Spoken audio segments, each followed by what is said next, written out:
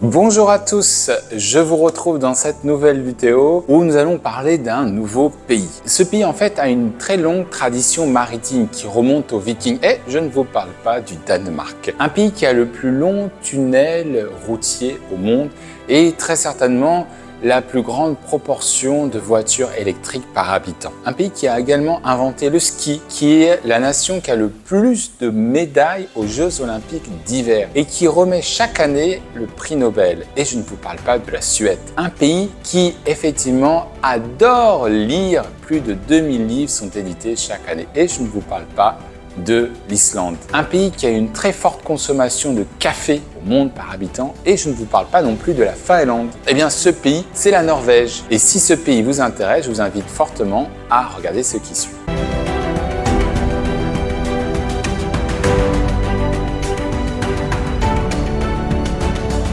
La Norvège est un pays d'Europe du Nord de 148 000 km², soit à peu près la taille du Vietnam ou de la Malaisie. Il a pour voisins au nord la Russie et la Finlande, à l'est la Suède et au sud le Danemark. Le pays occupe la moitié ouest de la péninsule scandinave. Le nom Norvège vient de Norveg ou Norvégi, qui veut dire tout simplement le chemin du nord. Le territoire norvégien comprend plus de 50 000 îles. En effet, l'archipel du Svalbard, qui est situé entre l'océan Arctique et la mer de Norvège, à plus de 62 160 km², mais aussi l'île de Jan Mayen dans l'océan Arctique, qui est proche du Groenland. Il faut également noter que la Norvège a la suzeraineté sur deux îles de l'hémisphère sud, l'île Bouvet et l'île Pierre. Quant au territoire métropolitain, on peut noter également la mer de Barents au nord, puis la mer de Norvège et la mer du Nord à l'ouest, séparée au niveau de la péninsule de Stadlandet. Au sud, le Skagerrak que nous avons mentionné puisqu'il départage la Norvège de Danemark. En fait, la Norvège,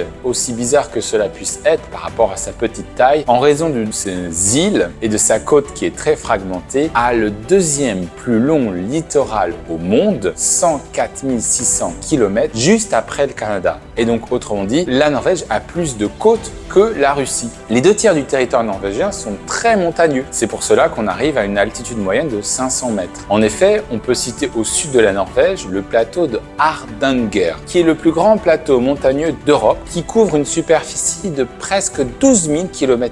Au nord, il faut également citer le plateau du Finnmark, 300 mètres d'altitude. Et également, il faut citer, à partir du point le plus au sud, une chaîne complexe de montagnes, les monts Lang. Et ces monts Lang, en fait, s'étendent vers le nord et divisent l'est de la Norvège, ou Østlandet, de l'ouest de la Norvège, Vestlandet. Vous avez également une autre extension vers l'est des montagnes qui sépare le nord de l'Østlandet de la région de Trondheim. La Norvège du Nord, ou le Nord-Norge, commence en fait au milieu du pays. La majeure partie de la région se trouve au-dessus du cercle polaire arctique. Enfin, il faut noter que la principale plaine du pays, c'est la plaine de Jæren, qui est au sud de Stavanger. Et il faut également citer deux fleuves majeurs, le Glomma, qui s'écoule sur 600 km, et le Tanahanarjöka de 360 mètres. À noter que le climat est océanique sur le sud-ouest de la Norvège, et effectivement, il est subarctique dans le nord. Mais il faut noter que les températures sont beaucoup plus clémentes grâce au Gulf Stream. À titre de comparaison, l'Alaska se trouve à la même latitude que la Norvège et le climat est beaucoup plus froid. Alors intéressons-nous plus en détail à la géographie humaine. La population de la Norvège est comparable au Danemark, elle est de presque 6 millions d'habitants. À la différence que vous avez 80% d'urbains contre 20% de ruraux. Et effectivement, la taille du pays n'étant pas la même, vous avez que seulement 14 habitants au kilomètre carré au niveau de sa densité. En fait, la moitié de la population norvégienne est située à l'extrémité sud du pays ou dans les villes côtières. Alors justement, parlons de ces villes côtières, à commencer par Oslo. Oslo, c'est la capitale et la plus grande ville de Norvège. Elle s'appelait Christiania jusqu'en 1924 en l'honneur du roi du Danemark Christian IV qui avait décidé de reconstruire la ville après un incendie. Fondée vers l'an 1000, elle devient en fait la capitale du royaume de Norvège sous Håkon V au XIVe siècle qui commença justement la construction de la citadelle d'Akershus que je vous recommande tous de voir. Et au XIXe siècle, la ville en fait passe de 10 000 à 225 000 habitants et elle devient un grand centre d'exportation du bois. La ville accueille les Jeux Olympiques de 1952 et aujourd'hui, en fait, c'est l'une des villes les plus chères au monde, mais les citadins ont facilement accès à la nature depuis le centre-ville. Ensuite, en numéro 2, vous avez Bergen. Alors Bergen, c'est une ancienne ville de la Ligue hanséatique, fondée par Olaf III au XIe siècle. Son quartier historique avec ses maisons en bois colorés sont classés au patrimoine de l'UNESCO. Elle était un centre d'exportation important de poissons, notamment la morue séchée, et elle demeura plus peuplée qu'Oslo jusqu'au XIXe siècle. Ensuite, vous avez Trondheim. Trondheim, alors, c'est une ville historique qui est située au centre de la Norvège. Elle est connue pour sa cathédrale Nidaros, qui était la plus grande de toute la Scandinavie. Fondée en 995 par Olaf Ier, dont nous allons parler un peu plus tard en histoire, elle fut la première capitale de la Norvège jusqu'en 1217. Puis vous avez Stavanger. Stavanger est un centre important pour l'industrie pétrolière et gazière. La ville est située sur la côte sud-ouest, à proximité de Sandnes, qui est elle-même une ville en pleine croissance et la 7e ville de Norvège. Il ne faut pas oublier Drammen, qui est située à l'embouchure du fjord d'Oslo, mais également tout au sud, nous avons aussi Kristiansand, située au sud du pays. Elle demeure une ville portuaire et un centre touristique connu pour ses plages. Et à l'extrémité du pays, au nord, vous avez Tromsø. Alors Tromsø, c'est à la porte de l'Arctique, c'est un centre pour les études arctiques et une ville universitaire. Ses activités tournent autour de la pêche, la chasse aux phoques et l'exploration pétrolière. On y trouve la cathédrale arctique et Polaria, qui est un aquarium et un centre d'apprentissage sur l'Arctique avec des expositions sur la faune et l'écosystème polaire. Enfin, on doit citer Ålesund, qui est situé justement près du fjord de Geiranger. Eh bien, la ville fut fondée par Rollon, et oui, duc de Normandie, mais la ville fut détruite par un incendie en 1904. Connaissant la ville, l'empereur allemand Guillaume va justement participer à sa reconstruction dans les années 20 et ils vont adopter le style architectural de l'époque, qui est justement l'art nouveau. Et c'est pour cela que la ville est connue pour l'art nouveau. Comme vous voyez sur cette carte, en fait, la Norvège est composée de 15 fylker, qui sont des comtés. Et il faut noter que la région d'Oslo et de Vestlandet regroupe à L2 la moitié de la population norvégienne. Alors, on commence justement du nord au sud par le nord. Le nord ou nord-norge constitue un tiers du territoire norvégien. Il se situe même au-dessus du cercle polaire arctique. On parle d'une variété du norvégien, le norvégien septentrional. Et c'est là également que vit la minorité sami, on en parlera. On retrouve les villes d'Alta, Tromsø, Harstad, Bodø ou Narvik. C'est le pays du soleil de minuit, effectivement, si vous allez en été, et des aurores boréales en hiver. Il est composé en fait de 3 comtés. Vous avez le Nordland, où vous allez retrouver les fameuses îles Lofoten. Mais également, au sein même de ce comté, vous avez des forêts denses pour l'intérieur des terres et une chaîne de montagnes qu'on appelle Saltfjellet. Vous avez un deuxième comté qui constitue cette région, le comté de Troms, qui est très vert pour cette latitude, en raison du Gulf Stream, et le comté de Finnmark, qui est parsemé de fjords. Ensuite, la deuxième région, c'est le centre, qui tourne autour de Trondelag et du Møre og Romsdal, c'est-à-dire que la principale ville ici, c'est Trondheim. On parle aussi une variété du norvégien qu'on appelle le Trondersk. C'est là qu'on retrouve également les meilleures rivières à saumon de Norvège. Au sud-ouest, vous avez le Vestlandet. Alors, le Vestlandet, c'est effectivement une région qui a pour ville Bergen, Stavanger et Ålesund. L'histoire de la région est en fait très liée à la fois au Danemark, à l'Islande, aux îles Féroé, mais aussi à l'Angleterre et aux Allemands, puisque en fait ce sont les marchands allemands de la Hanse qui vont par exemple participer au développement des principales villes de la région. La ville tourne autour aujourd'hui du tourisme, avec ses villes historiques, mais également ses fjords. Et il faut également noter l'activité pétrolière et agricole essentiellement autour de la côte de Jæren. L'ouest de la Norvège, en fait, est très montagneux. Vous avez des sommets, en fait, qui peuvent atteindre plus de 2000 mètres d'altitude. Et c'est là qu'on retrouve aussi le plus grand glacier d'Europe, le Jostedal, mais aussi le plus long fjord de Norvège, le fjord de Sogen, qui fait plus de 205 km. Au sud-est de la Norvège, on retrouve la région d'Oslo, ou l'Østlandet, avec les villes de Vestfold, Telemark, Viken, Inland et bien sûr Oslo. Toutes ces villes concentrent la plupart des revenus du pays, notamment grâce à l'exploitation minière, l'industrie manufacturière, et la moitié de la région de l'Østlandet est boisée et elle abrite également la moitié de la population norvégienne. Donc c'est quand même une région considérable pour la Norvège. Et pour finir sur le territoire métropolitain, il faut citer la région du sud qui est le Sørlandet, donc le sud, qui est très peuplé. Donc c'est une petite région, donc c'est pour ça qu'elle est densément peuplée. Elle contient de nombreuses petites villes, villages, côtiers et petites fermes qui sont concentrés sur Kristiansand, nous l'avons évoqué. En raison de son climat plus doux, en fait, l'économie va se tourner autour de l'agriculture, l'élevage et le tourisme, notamment les plages. Il faut également citer au-delà du territoire métropolitain les îles Svalbard. Elles sont situées au nord du nord, elles sont parfois rattachées au nord, mais elles sont à part. C'est un archipel océan Arctique et situé entre le pôle Nord et la Norvège. Elles étaient utilisées comme base pour les baleiniers, mais l'exploitation minière va prendre le relais au XXe siècle. Aujourd'hui, l'économie tourne autour du tourisme et de la recherche. Vous avez notamment le fameux centre universitaire de Svalbard et la réserve mondiale de semences. Et ne pas oublier l'île de Jan Mayen, seulement 18 habitants, qui est en fait une petite île entre l'Islande et la Groenland. L'île est composée à 60% de glaciers. En dehors des villes que nous avons déjà mentionnées, on peut citer à Oslo l'Opéra, le parc de sculpture de Vigeland, le musée des navires vikings et le quartier d'Aker Brygge. Nous pouvons également mentionner les fjords, effectivement incontournables si vous vous rendez en Norvège, à commencer par le Geiranger. Classé au patrimoine mondial de l'UNESCO, ce fjord est célèbre pour ses cascades spectaculaires comme les Sept Sœurs et ses paysages montagneux. Mais ce n'est pas le seul, on doit également situer le Nærøyfjord, qui est un autre fjord qui est classé au patrimoine de l'UNESCO, qui est l'un des fjords les plus étroits de Norvège et qui effectivement offre de vues impressionnantes. Et je ne veux pas non plus oublier le Snøhvitfjord, qui est le plus long et le plus profond fjord de Norvège. Il s'étend sur 204 km, vous vous rendez compte? Et il offre une variété d'activités comme, je sais pas, par exemple les croisières, les randonnées ou par exemple les visites dans les petits villages. Il faut aussi mentionner au-delà des fjords les îles, effectivement, notamment les îles Lofoten. Alors les îles Lofoten sont tout au nord de la Norvège, elles offrent des paysages spectaculaires et vous verrez même des plages de sable blanc,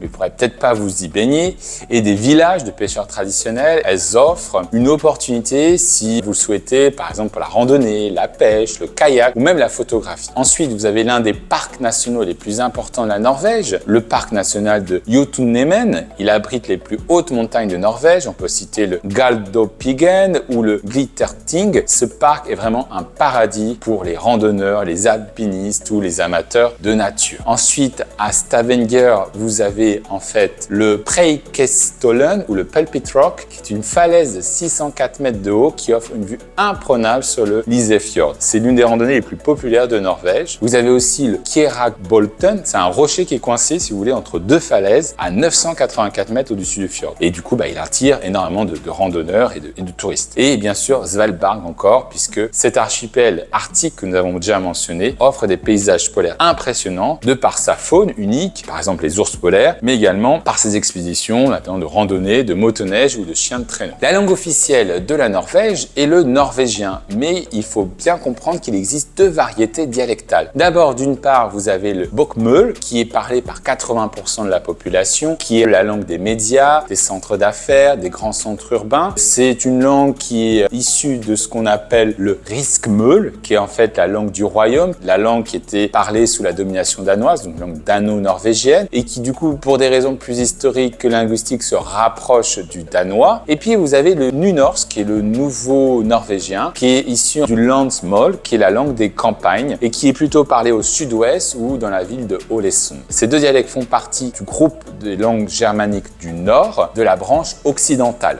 Elle se rapproche effectivement de l'islandais ou du féroïen, ce qui est tout à fait normal puisque ce sont des familles norvégiennes qui se sont installées sur ces territoires. Mais un locuteur norvégien peut tout à fait comprendre l'autre branche, la branche orientale, qui est le danois pour des raisons historiques, mais aussi le suédois. Le norvégien utilise l'alphabet latin avec trois lettres différentes. Vous avez le AE dans l'O qui se prononce A, le O barré qui se prononce E et le A avec le A tréma qui se prononce O. Et donc dans la branche occidentale, à noter qu'effectivement c'est le norvégien qui est le plus parlé et que tout le monde est anglophone en Norvège. Alors, regardons plus en détail la répartition ethnique du pays. Alors, on constate que c'est une société aussi homogène. C'est 83% des habitants sont norvégiens et donc par l'une des deux variétés du norvégien que j'ai mentionné. Vous avez entre 6 et 7% d'Européens, surtout des Polonais, des Lituaniens, des Roumains ou des Suédois. Entre 5 et 6% d'expatriés du Moyen-Orient, d'Asie, notamment des Pakistanais, des Irakiens, des Iraniens, des Syriens, mais aussi d'Asie, donc des des Vietnamiens ou des Philippins. Vous avez des Africains, surtout de la Corne de l'Afrique, des gens d'Amérique latine, entre 1 et 2%. Et vous avez aussi le peuple Sam. 20 000 Sam parlent une langue ouralienne, mais pour les Sam, je vous propose d'en parler plus en détail dans la vidéo sur la Finlande. Alors, la question qui est la suivante, comment est-on arrivé à cette situation linguistique? Eh bien, là encore,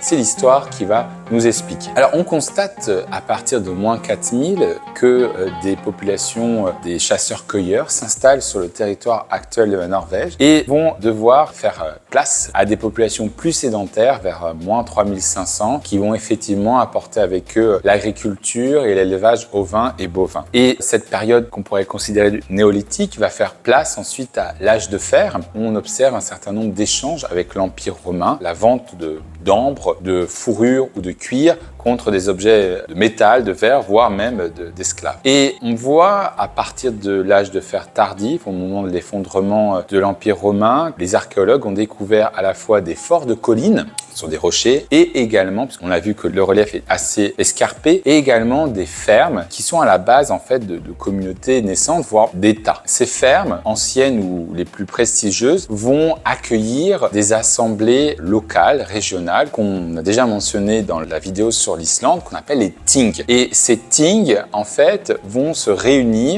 parfois se réunir à une échelle régionale. On va les appeler des lagting. Les historiens ont dénombré 4 lagting pour la Norvège. D'abord le Gulating, qui représente plutôt les assemblées locales des îles de l'Ouest ou des fjords de l'Ouest. Le Frostating, qui sera plutôt la région de Trondheim. Et l'Edsivatating, plutôt centré sur le lac de Mjøsen. Et enfin le Borgarting, qui est plutôt sur le fjord d'Oslo. Et puis, comme on l'a mentionné dans la vidéo sur le Danemark, ces ting sont à la base de la société viking et donc de l'âge d'or des vikings. Et je rappelle que le mot viking signifie pirate. En effet, les vikings sont des pillards, mais pas seulement des pillards, ce sont aussi des guerriers redoutables, des commerçants avisés, de grands explorateurs et des colons. Alors pour les Norvégiens, même si la distinction est difficile avec les Danois, effectivement, les vikings norvégiens se sont plutôt centrés vers les îles britanniques, les îles Orcades, les îles Hébrides. Ils ont peuplé les îles Féroé, l'Islande et sont allés jusqu'au Groenland. Par exemple, Éric le Rouge serait d'origine norvégienne. Mais certains sont allés en Normandie. Les historiens débattent encore, mais Rollon, le chef Rollon, serait ou aurait été norvégien, mais en tout cas, un grand nombre de ses partisans étaient danois. Quant au territoire propre de la Norvège, lui, il était divisé en un certain nombre de royaumes, presque une trentaine, donc on peut citer le Hålogaland. C'était un territoire émietté. Cette même société viking, elle va évoluer, elle va en Norvège connaître une centralisation du pouvoir plus précoce qu'au Danemark, puisqu'elle sera effectuée par l'intermédiaire de Harald. Harald Ier a la belle chevelure. Ce roi est donc tout simplement en fait le fils d'un roi de Norvège de l'Est qui s'appelle Alfland le Noir et qui va mener un certain nombre de campagnes pendant 6 ans, soit par des alliances, soit par des campagnes militaires. Il va réussir à unifier pour la première fois le royaume de Norvège et ainsi régner entre 872 et 930. Alors, il est aussi connu parce qu'il aurait mené des politiques fiscales assez répressives. Effectivement, il devait centraliser le royaume et ainsi devait collecter pour un certain nombre d'impôts pour pouvoir mener à bien sa politique centralisatrice. Et cette politique fiscale assez dure serait à l'origine, effectivement, comme on l'a mentionné dans la vidéo sur l'Islande, du départ d'un certain nombre de familles vers l'Islande. Mais c'est un règne important, d'une part parce qu'elle unifie la Norvège et parce que d'autre part, ses descendants vont plus ou moins régner pendant 300 ans sur la Norvège. Alors, plus ou moins parce que déjà, d'une part, vous avez ce qu'on appelle une certaine collégialité de la royauté, c'est-à-dire qu'en fait, les rois, comme vous l'avez certainement vu dans des séries, peuvent être 2, 3, souvent des frères, et ils règnent le plus souvent en bonne intelligence, ou dans les scénarios les plus catastrophiques, vous pouvez avoir des rois comme Eric à la hache sanglante. Alors, c'est pas le titre d'un film d'horreur, je vous rassure, c'est tout simplement un roi qui a tué ses 18 frères et sœurs, sauf un, pour régner seul. C'est parfois encore très brutal, mais effectivement, ce sont des rois qui ont la légitimité parce que ce sont des descendants d'Harald à la belle chevelure. Soit alors on constate durant ces 300 ans qu'une compétition du pouvoir par les jarls. Les jarls, ce sont les chefs dans la société viking. Les jarls de Lade. Lade, en fait, c'est la région qui correspond au tronc de Lac, qui correspond au Trondheim. Et en fait, c'est la seigneurie la plus importante. Alors, au début, ces seigneurs, ces jarls, vont soutenir Harald à la belle chevelure et notamment ses successeurs que sont Hakon Ier et Harald II. Mais Harald II, roi de Norvège, va assassiner l'un des jarls de Lade. Donc forcément, on passe du soutien à l'antagonisme. Et c'est ainsi que Hakon Sigurdsson, pour venger la mort de son père, va se proclamer roi de Norvège, ou l'un de ses successeurs, Erik Hakonsson. Donc parfois, le trône est usurpé par ses seigneurs et non par des descendants d'Harald Ier à la belle chevelure. Troisième cas de figure, durant ces 300 ans, vous avez en fait le roi du Danemark qui gouverne soit de manière indirecte, via ses seigneurs que je viens de mentionner, soit de manière directe, comme Knut Ier, qui va effectivement fonder un empire entre la Norvège, le Danemark et l'Angleterre. Enfin, dernier scénario, pas de collégialité, le roi gouverne seul, et là on peut mentionner deux règnes. On peut mentionner Olaf Ier. Alors Olaf Ier, il a une histoire assez particulière. Sa mère a dû s'échapper pour éviter que les meurtriers de son père l'assassinent, elle et son bébé. Du coup, toute sa vie, ça a été une fuite en avant. Ils ont trouvé refuge à Novgorod. Malheureusement, ils ont été enlevés par des pirates estoniens, donc il a été élevé en tant qu'esclave. Finalement, il a recouvert sa liberté parce qu'un jour, un percepteur de Novgorod lui a demandé qui il était et il a expliqué qu'il était le fils d'un roi. Et c'est ainsi qu'il devient un viking redoutable et qui participe au sac de Londres.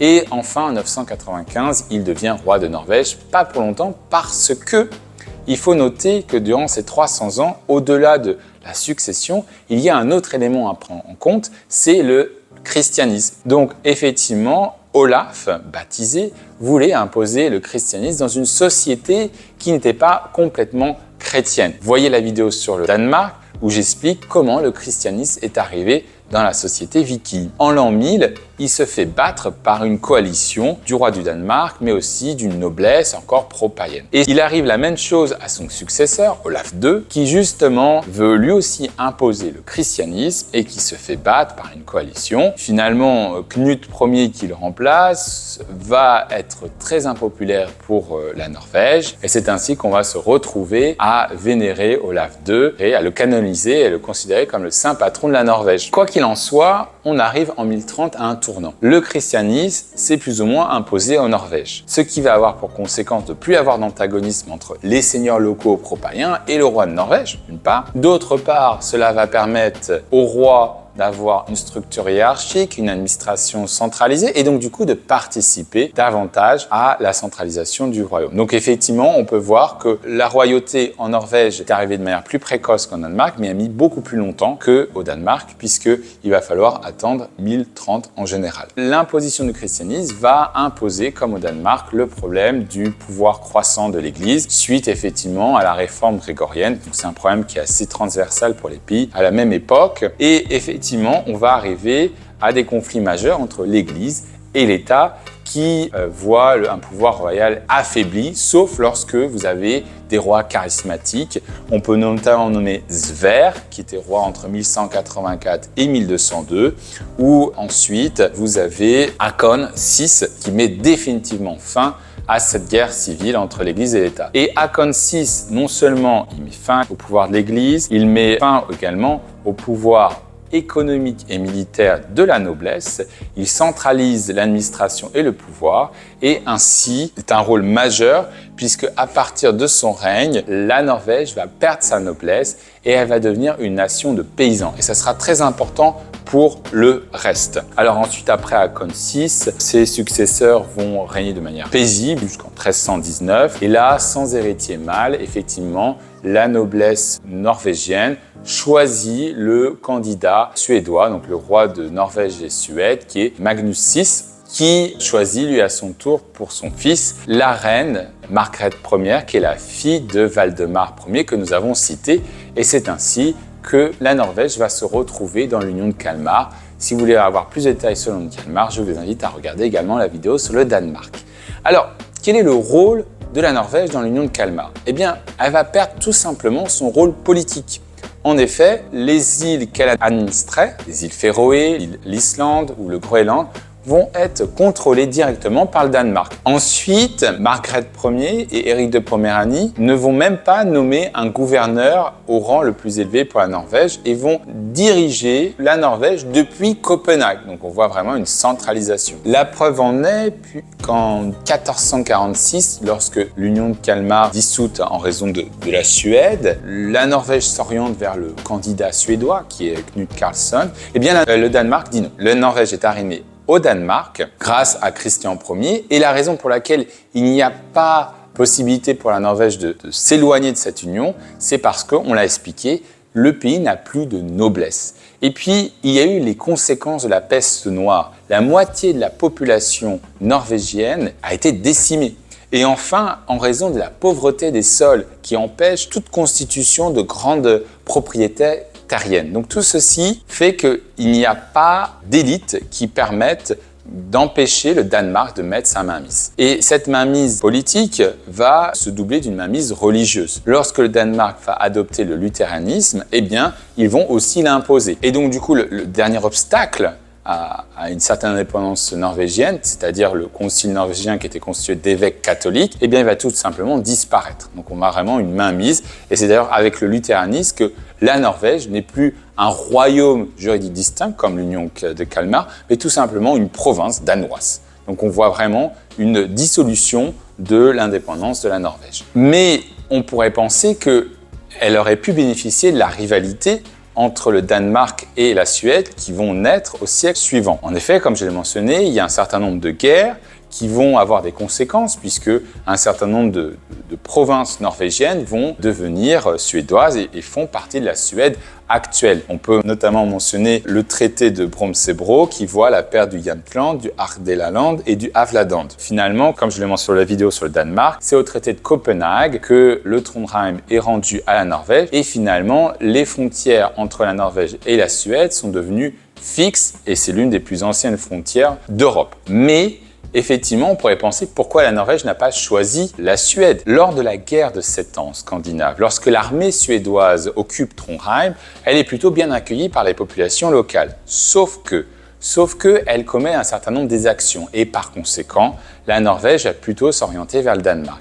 Et le Danemark a compris que pour continuer à s'attacher à la Norvège, il faut que le royaume soit bien géré. Et cela passe par la création de nouvelles villes, notamment Kristiansund, Kongsberg, ou Christiania qui va devenir Oslo, mais aussi par un plus grand partage des ressources avec la Norvège. Et c'est ainsi que la Norvège va bénéficier du siècle assez pacifique du Danemark durant la fin du 7e, 18e siècle.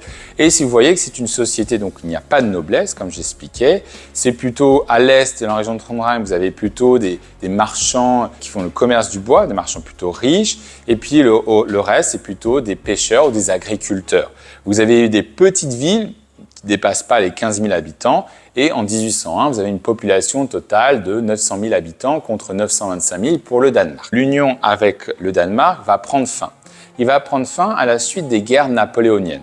En effet, le Danemark, comme je l'ai expliqué, va devoir signer le traité de Kiel de 1814, au cours duquel la Suède reçoit la Norvège par les grandes puissances européennes. En effet, la Suède avait perdu la Finlande et demandait en compensation la Norvège. Le roi Christian VIII de Danemark, qui était régent de Norvège avant la dissolution, a fait de son mieux pour qu'il y ait une constitution qui soit adoptée. Cette constitution, elle a été adoptée par des fonctionnaires, des paysans loyaux, mais aussi par les marchands de bois, en vue de remettre en cause le traité de Kiel. Alors l'objectif politique n'a pas été atteint, puisque effectivement la Norvège n'est pas revenue au Danemark, mais vous avez l'adoption d'une constitution toujours en vigueur aujourd'hui. Et cette constitution est un rempart pour l'indépendance norvégienne, puisqu'elle met en place un gouvernement et le Parlement le Storting. Et pendant l'union entre la Suède et la Norvège, le roi de Suède, qui est justement Bernadotte et ses successeurs, n'auront de cesse d'unifier, de centraliser. Et le Storting n'aura de cesse, lui, d'arrêter, de stopper toute initiative. C'est ainsi que le Parlement va préserver l'autonomie de la Norvège et puis vers la fin du 19e siècle, va orienter le pays vers l'indépendance qu'elle obtiendra en 1905.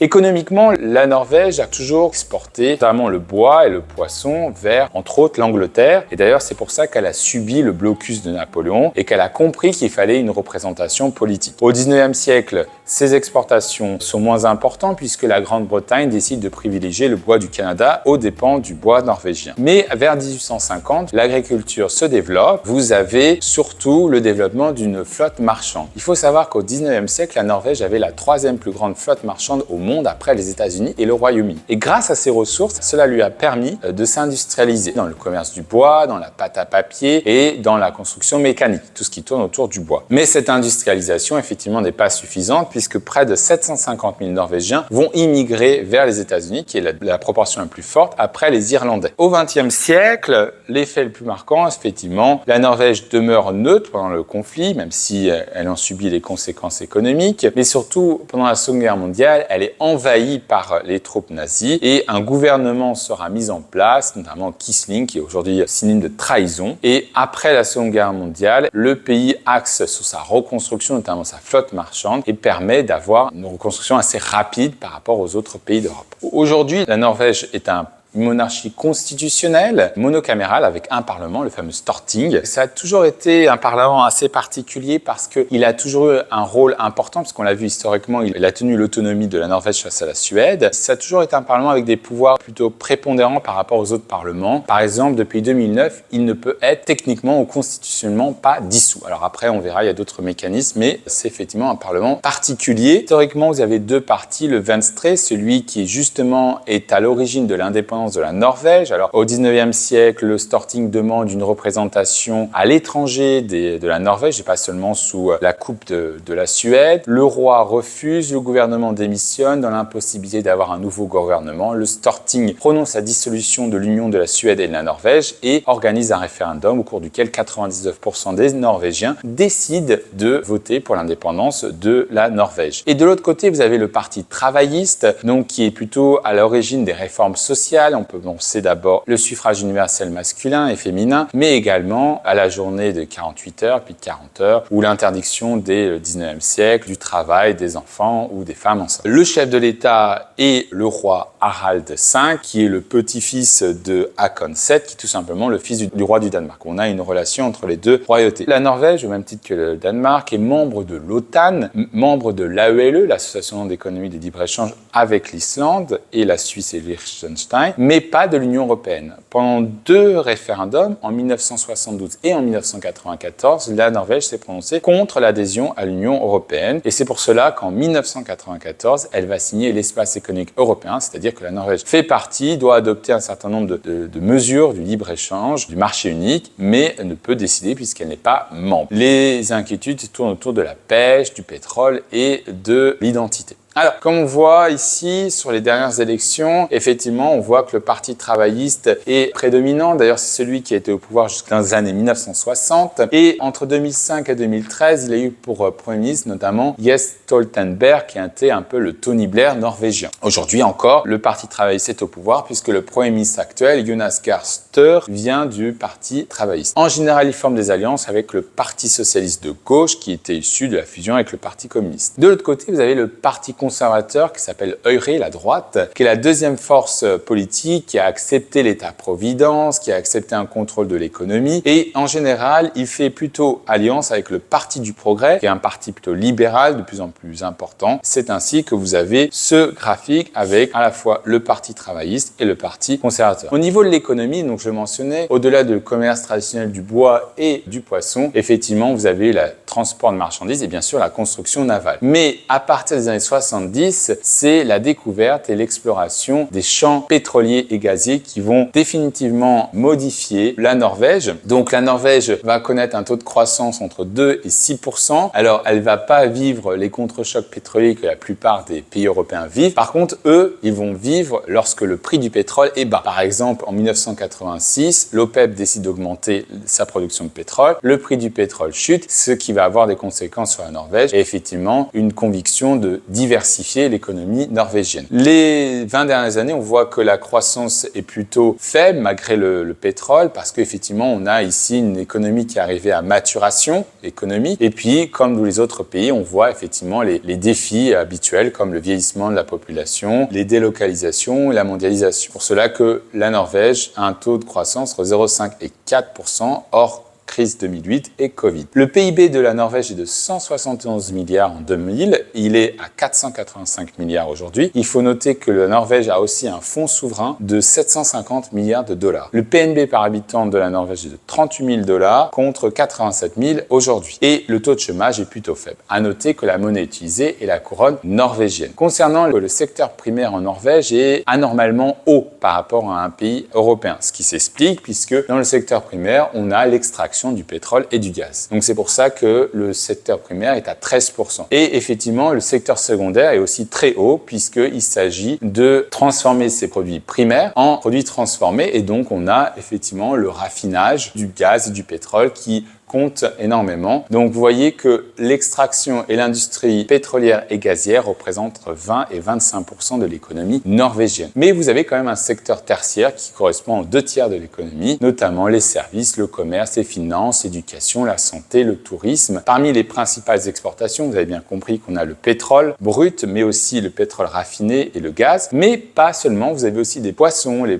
produits de la mer, on pense au saumon, les produits chimiques, les métaux, l'aluminium par exemple. Parmi les grands groupes du pays, il faut nommer Equinor, l'ancienne Statoil, qui est une entreprise énergétique spécialisée dans l'exploration, la production et le raffinage et la vente de pétrole. Telenor, qui est un grand opérateur de télécommunications. Norsk Hydro, qui est une entreprise dans le secteur de l'aluminium. Yara International, qui est leader dans la production d'engrais et de solutions agricoles. DNB, qui est la plus grande banque de Norvège. Aker Solutions, qui est dans les services d'ingénierie. Orkla, qui est l'entreprise multinationale spécialisée dans les produits de consommation. Marine Harvest, aujourd'hui Mowi, qui est un grand producteur de saumon. Et Kongsberg Gruppen, qui est un conglomérat dans la défense et l'aérospatiale. Concernant la culture, il faut mentionner évidemment le plus grand artiste norvégien, Edvard Munch, qui est le peintre qui est à l'origine du tableau Le Cri et qui a une influence majeure, si vous voulez, dans l'expressionnisme allemand. Vous avez Harald Schönberg, qui est en fait un peintre connu pour son tableau Winter Night in the Mountain, donc qui est aussi associé au symbolisme. Et puis vous avez Gustav Vigeland, qui est le sculpteur, qui est surtout très célèbre parce qu'il a conçu le parc de sculpture de Vigeland à Oslo, qui est le plus grand parc de sculpture au monde. Dans les scientifiques, on peut nommer un certain nombre de prix Nobel, de grands noms comme Niels Henrik Abel, Sophus Lee, Christopher Einstein, Wilhelm Björn, les historiens aussi comme Peter Andreas Munch et Johann Ernst Starr. Mais on peut aussi mentionner Thor Heyerdahl, qui est un explorateur et un ethnographe, celui qui est justement célèbre pour ses expéditions à bord du radeau de Kon-Tiki. On a Lars Onsager, qui est un chimiste physicien, May-Britt Moser, qui est une neuroscientifique. Et enfin, les écrivains, on doit mentionner Henrik Ibsen, qui est l'un des père fondateur du théâtre moderne, a écrit de nombreuses pièces, notamment une musée de poupées ou Eddar Gabler. Knut Hamsun, qui est prix Nobel de littérature en 1920, notamment pour son livre La Faim. Et Sigrid Undset, qui est lui aussi prix Nobel de littérature en 1928 pour sa trilogie. Concernant la gastronomie, effectivement, je vous propose d'abord des plats à base de poissons, comme le lutefisk, qui est une morue séchée, le gravla, qui est un saumon cru mariné avec du sel, le rakfisk, qui est un poisson fermenté, ou le klippfisk, qui est aussi une morue salée séchée, mais qui est accompagnée de pommes de terre et des légumes. Des plats à base de viande, eh bien, on a le knödkaker, qui sont des boulettes de viande qui sont hachées, le fårikål, qui est un plat national de Norvège, composé de moutons, d'agneaux et de choux, et le pinnekjøtt, qui était des côtes de mouton et d'agneaux salées et séchées. En dessert, eh bien, je vous propose des kransekake. Ce sont des gâteaux en fait en anneaux faits à base de pâte d'amande, souvent servis lors des célébrations comme le mariage et Noël. Le multekrem, qui est un dessert traditionnel à base de mûres arctiques, ou le riskrem, qui est un riz au lait servi froid. Concernant le sport, eh bien, n'oubliez pas que le pays a créé le ski. D'ailleurs, la première compétition de ski date de 1843 à Tromsø. Le pays a accueilli les Jeux Olympiques, on l'a vu avec Oslo, mais aussi à Lillehammer en 1994. Et les Norvégiens ont le plus de médailles olympiques au monde. On peut nommer en biathlon Ole Einar Bjørndalen, qui est surnommé le roi du biathlon. C'est l'athlète le plus décoré de l'histoire des Jeux Olympiques d'hiver, avec 13 médailles, dont 8 en or. Vous avez Marie Bjørgen pour le ski de fond. Elle a remporté 15 médailles olympiques, avec 8 en or aussi. Vous avez Johannes Tingnes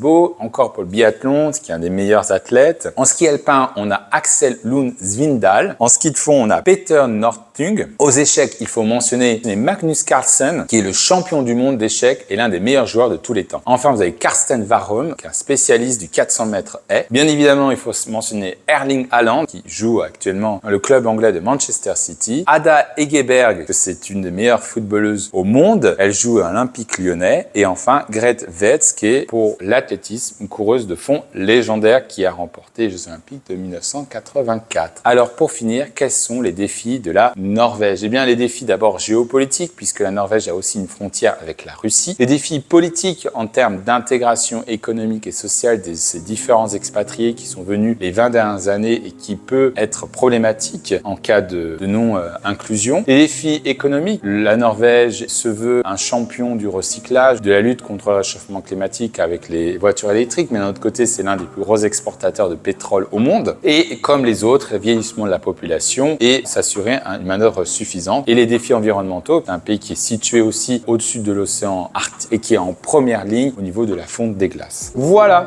et bien comme d'habitude, si vous avez aimé, n'hésitez pas de partager cette vidéo, de liker et surtout de vous abonner. Voilà, quant à moi, je vous remercie et je vous retrouve dans une prochaine vidéo. À très bientôt, au revoir.